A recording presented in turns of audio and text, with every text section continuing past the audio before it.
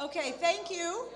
For those of you who have stayed to hear about N Square, we're very, very excited about this new partnership. And I'd like to introduce to you Erika Gregory and Carl Robichaud.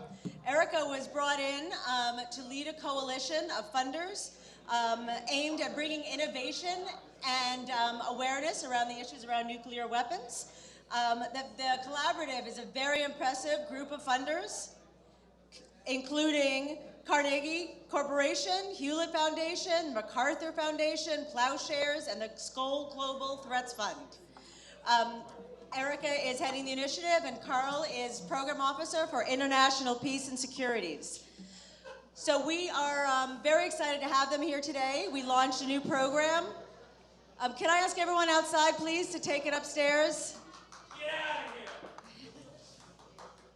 So welcome, Erika and Carl. I was hoping you could first shed some light on your new organization, what your overall goals are, and then I'm curious on why you came to Games for Change. Before we start, I would invite everyone in the back, if you wanted to move up a little bit. We'd really like to have a close conversation if possible. That's great. We promise not to try and fling things at you, which we've been doing all morning. We've been throwing our glasses of water and cups of coffee on people wherever we go. So we'll try not to do that this time. Okay.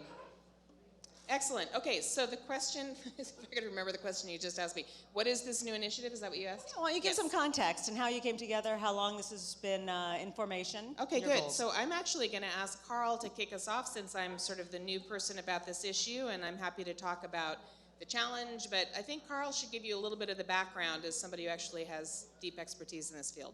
Sure. So we came together as a group of 5 foundations who have been working on nuclear security issues, some of us for over 30 years from the height of the Cold War, with a recognition that nuclear risk is still with us. As Erika mentioned last night, there are 16,000 weapons in the world. Countries still have very provocative nuclear postures. There's a great deal of opportunity for miscalculation and accident, as was detailed in Eric Schlosser's recent book, Command and Control. And so we've been working to try to reduce nuclear risk, the risk of nuclear war, the risk of nuclear accident, and the risk of nuclear terrorism. And a lot of the work we do is focused on research and outreach and a very narrow dissemination strategy focused on an elite audience.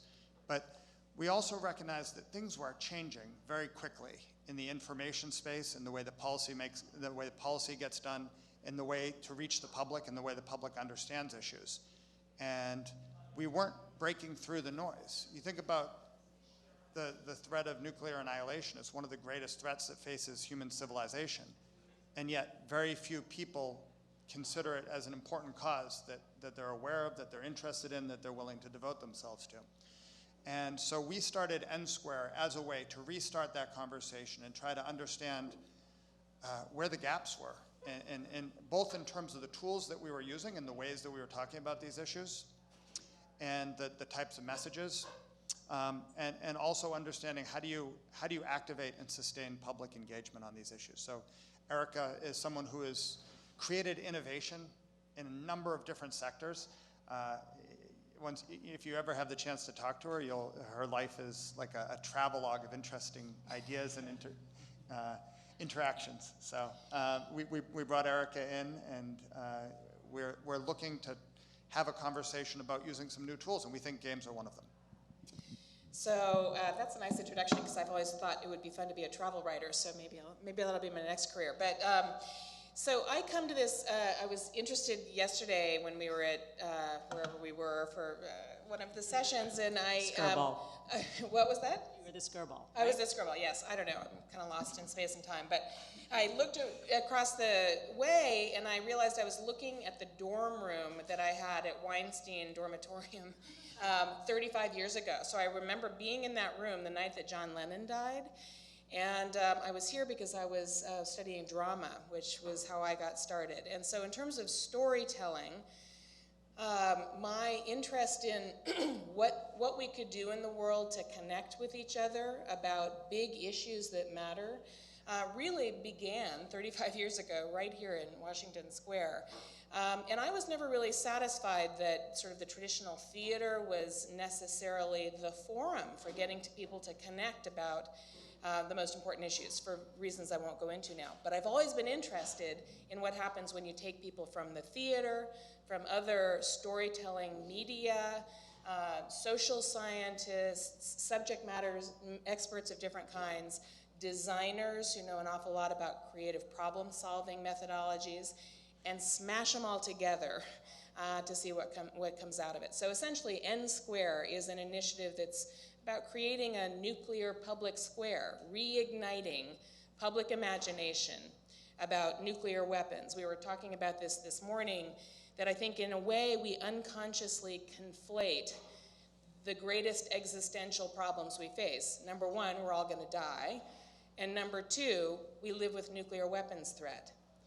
And those two things are not the same, but they sort of disempower us in equal ways, right? We know we're not gonna be able to get around dying, and it's almost as if we think we're not gonna get around the fact that these governments control weapons that could end civilization as we know it. But that's not true. We have some agency over that issue. So why can't we invent our way out of this situation just as we invented our way into it with the Manhattan Project? So essentially, N Square is about raising public consciousness and bringing people from different domains together to see if we can't transfer knowledge and ideas back and forth in a way that's really meaningful. That's great. Yeah, so we were thrilled when Erika and Carl came to us as a partner to help bring in the game development and game making community into this, and doing this hopefully in a very public way. Our goal is to excite our community into wanting to participate in this challenge in a pretty rapid process. So we have some pretty aggressive goals here to get some great ideas to come forward, and then hopefully move forward with game production and sharing some insights next year, which is the goal. So although we were announcing this challenge, we haven't set the launch actual dates. I think we're gonna share some information in terms of the timeline and when you can start submitting ideas, but it will be happening pretty rapidly over the next 3 months. We are going to be announcing the guidelines for this challenge. Will be the timeline and the materials that we'll want you to submit. And which I think will be going out in the next 2 weeks. Emily Treat, who's also here, who is our VP of Development and Production, will be organizing the challenge on our end. And Erika and Carl will be supplying information too and resources, because not only do we want game developers to be thinking about the most engaging way to communicate and to tell these stories, but also to learn more and to have the content available for them as well. This is a bit of a watch this space kind of meeting. We hope you guys are interested and will come and talk to us. We do have some information that we're sharing that you want to talk about. Yeah, well, so basically, don't worry about slides because the slides won't tell you anything right now. But so here's the thing. We're new to games, right? We have a hunch that all of you in this community might have a way of approaching this issue that is unique and powerful.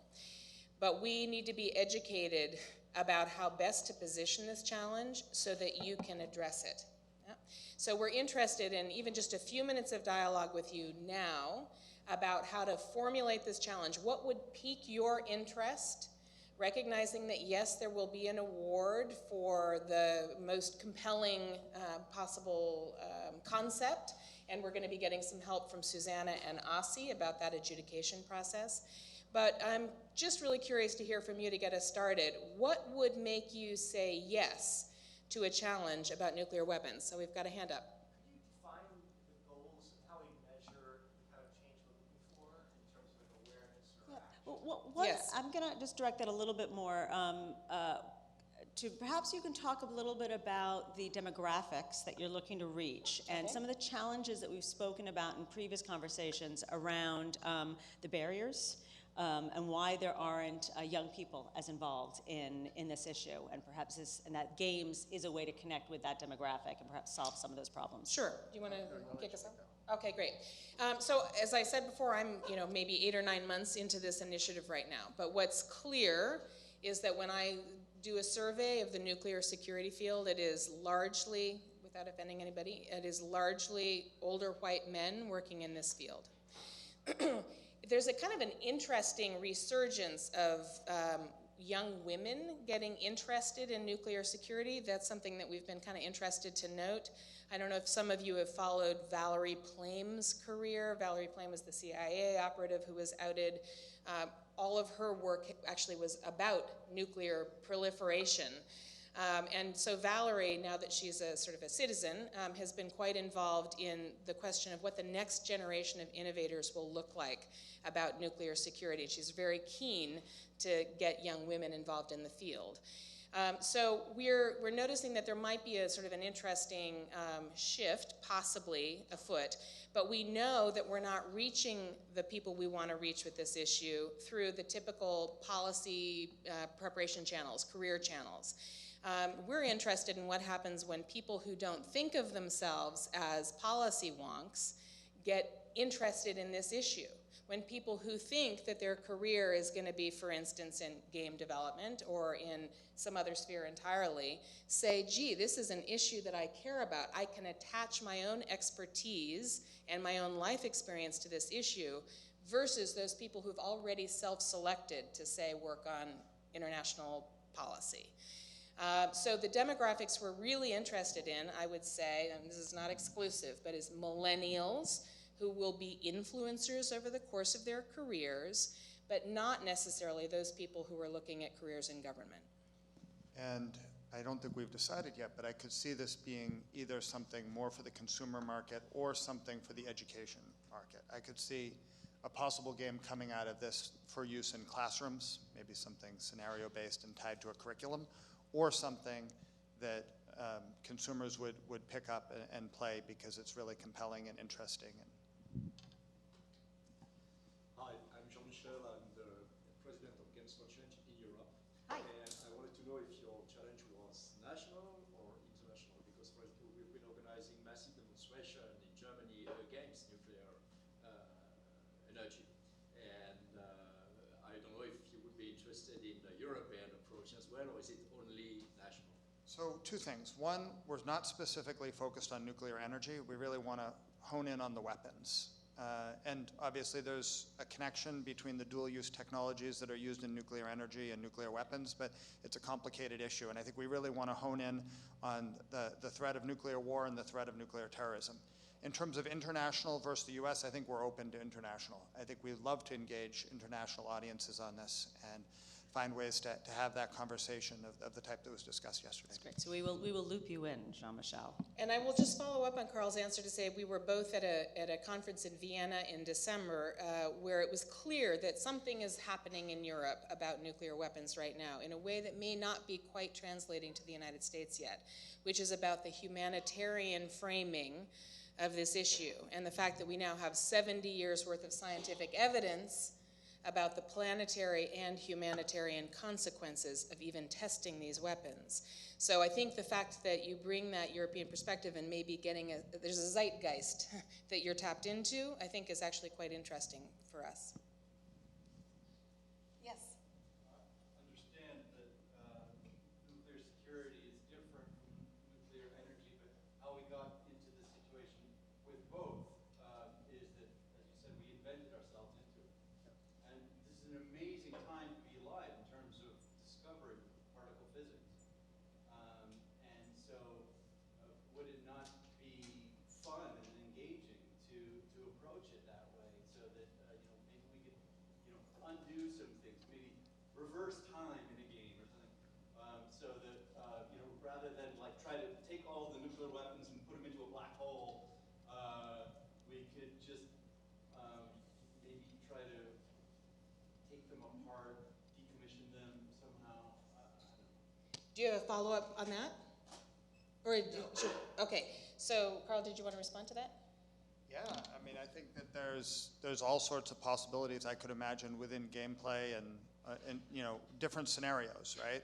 Different futures, and I think that's certainly a vein to explore. And what I like about that question is that it points to a big animating idea. Just in the same way that putting a man on the moon was a big animating idea, or the Manhattan Project was a big animating idea.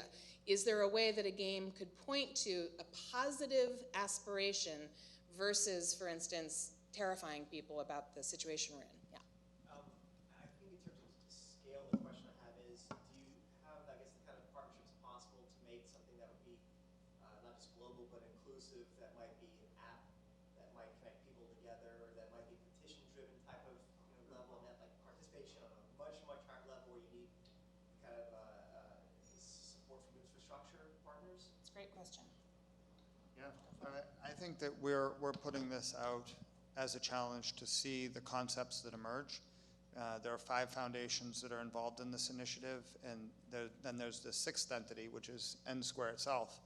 And behind that, there's a lot of resources, financial and also just connections and influence. And so, we want to encourage people to think big and to put forward ideas that can scale. So this, I could certainly see something being tied into a broader societal engagement campaign. That, of course, we can't commit to anything like that. So we want to see what ideas are out there. Sure. The possibilities are out there, and I should also say we have other partners in the field, one of whom is here, NTI, Carmen from NTI, who's also looking at games around nuclear threat. And there's Global Zero, an organization that's very much about connecting people around the world.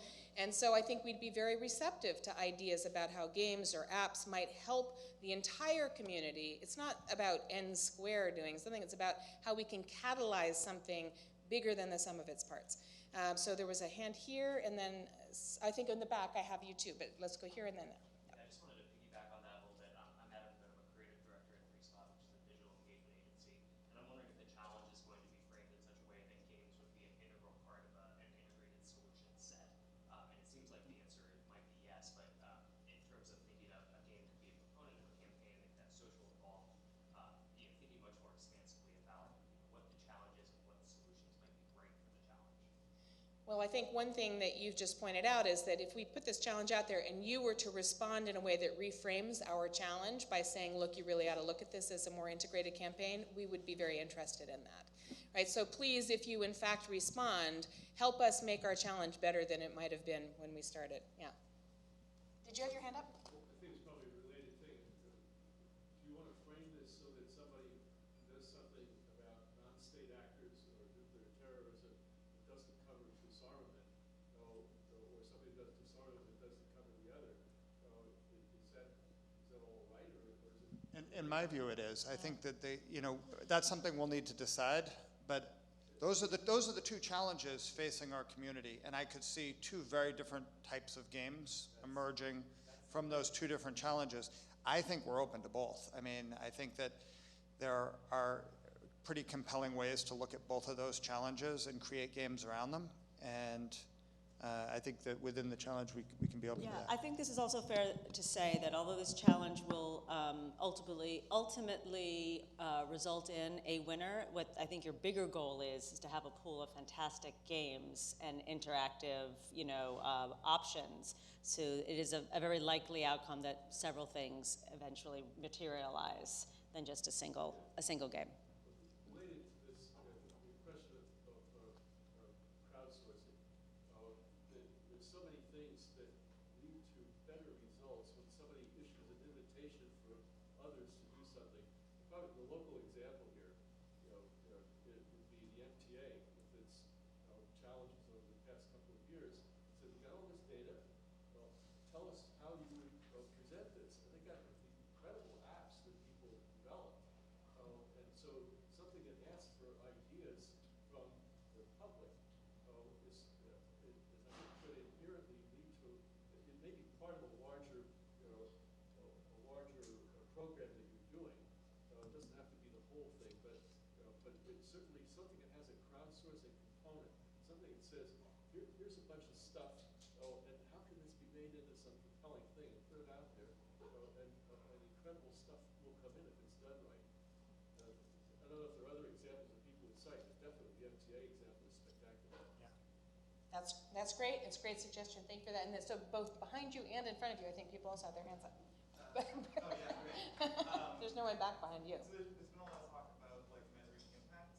So what exactly are you looking for? Are you looking for people to initiate policy changes, like try to encourage people that represent them to start policy changes? Are you trying to engage in dialogue? Are you trying to educate people? What's the primary goal behind it? Of course, that's the best question, yes? Yeah, I mean, I think the first goal is awareness and putting this on people's radar and creating highly personal experiences and maybe an emotional experience, something that makes you more attuned to this issue and committed to doing something. I don't know, we haven't thought through, it would be great if people took actions, but I don't know if we have set that as a specific goal yet. I think that the awareness raising comes first, and then behavior change is something else. I think part of the awareness building is recognizing the nature of the interconnected problems, right? So breaking this large, maybe wicked problem down into components so people understand that all along the way there are decisions being made, whether they're being made by shippers who move materials around the world or they're being made by governments. There are points at which human beings are making decisions that either support the situation that we have right now or change it.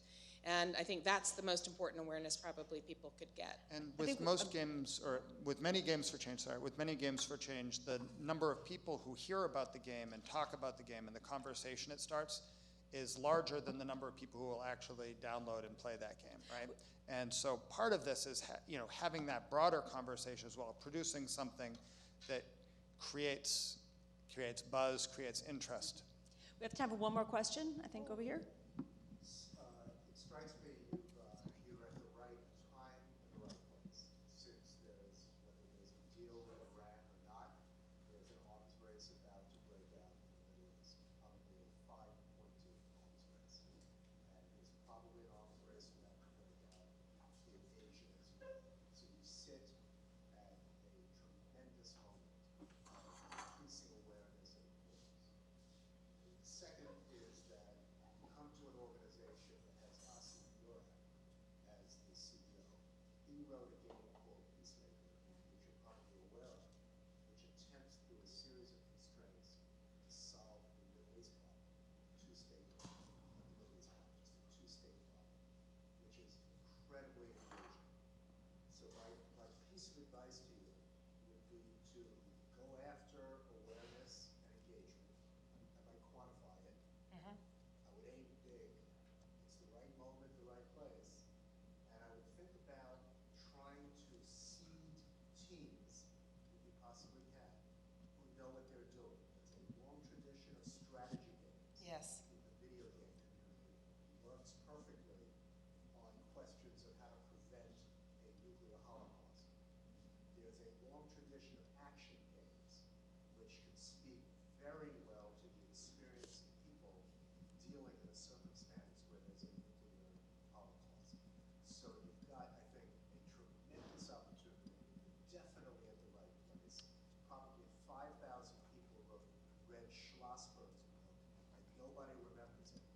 But if you do the right thing with video games, you can have millions of people who are getting hands-on dealing with this, and I think you're really at the right place, right time. Thank you, Did you choose Bruce. him as the last comment for Well, Bruce is on is a huge supporter of Games for Change, and he stumbled into this session. So I'm so pleased to have you, Bruce. Thank you. We only have for a minute longer. I want to give everyone time to get over to the to Skirball for our keynote. Is there any? One other thing I will say is my email is Susanna at Games for Change. If you have any direct questions about it, why don't you send them to me for now, and we will be messaging out to the community about the challenge. May 15th is probably the date we will give you all the guidelines, and we'll launch it. So we've got some work to do from now to then, but absolutely watch the space. Erika, we don't have your email address. Yes. Is that right? Say again? There are lots of resources on nuclear issues at nti.org, which is Nuclear Threat Initiative. And so we were founded by Ted Turner and Senator Sam Nunn. And I think, we're in tune. We are not part of this effort, but we're Yet. in tune